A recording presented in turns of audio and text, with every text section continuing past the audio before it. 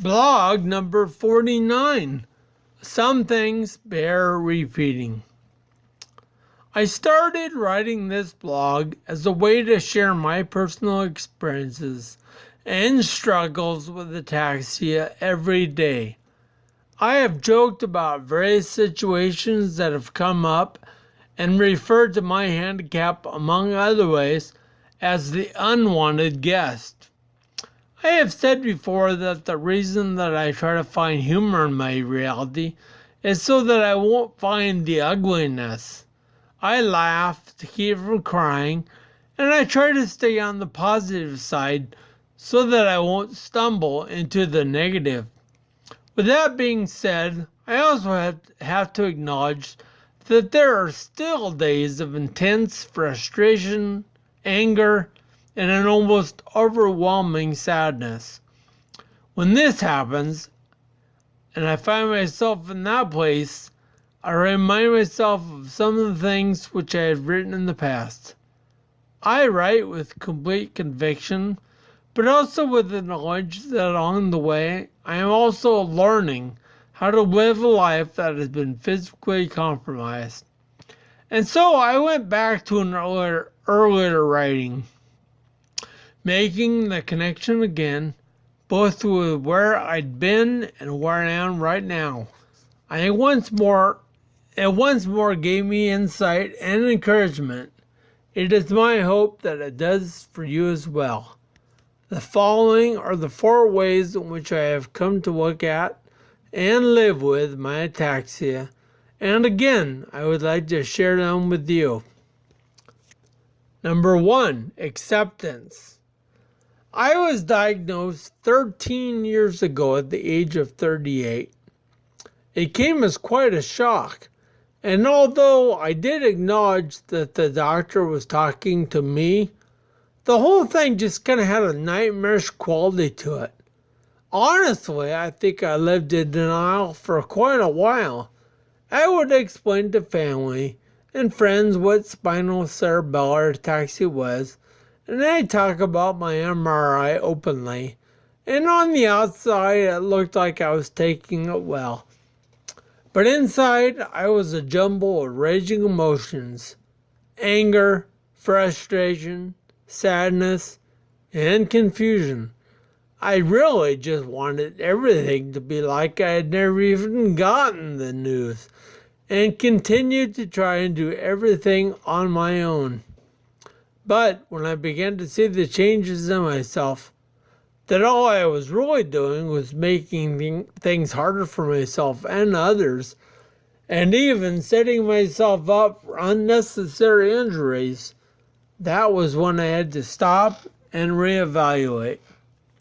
I gave myself permission to be who I am and to embrace the opportunities that I had before me, that were there only because of my ataxia. Number 2, attitude.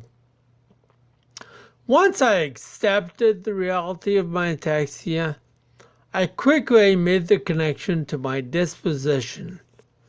It was one thing to understand my limitations, but it was quite another to be happy in spite of the current physical reality. I say physical reality because that is what I believe it is. You are free to believe whatever you want to believe, my friends, but I believe that there is a spiritual reality where ataxia will no longer be a part of my life. In fact, it is largely the reason why I can laugh in the face of adversity and joke about my daily struggles. The other reasons are because laughter keeps me from crying and also helps me from making the loved ones around me miserable. I will not live a life that is embittered by struggles or otherwise. I don't always succeed at having and maintaining a positive attitude, but I will tell you that when I do, my limitations are a little more bearable to live with. Number 3, exercise.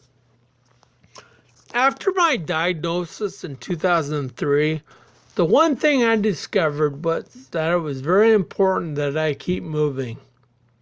My motto soon became that if I don't use it, I'll lose it. For the first 9 years after my diagnosis, I worked full time, so constant movement and exercise weren't a problem. But I lost that job in 2012 due to the advancement of ataxia. And as I've stated in an earlier blog, the concern became what I would do now and how I would keep from degenerating faster.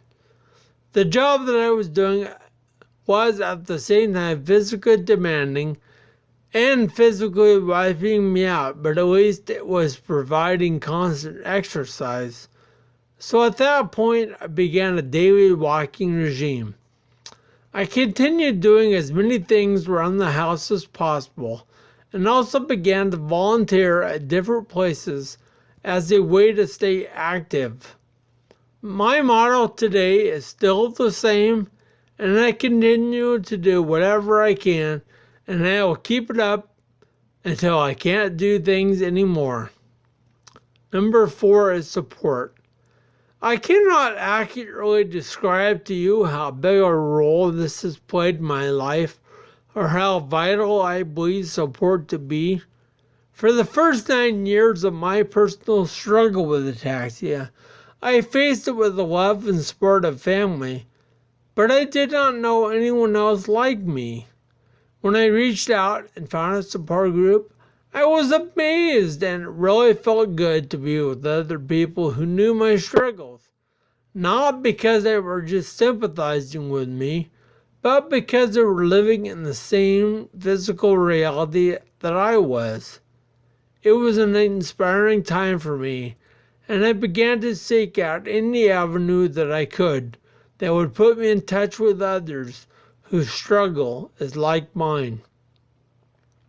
I now have friends all over the world, not just the States. I can't say for sure why this helps, but somehow it just does.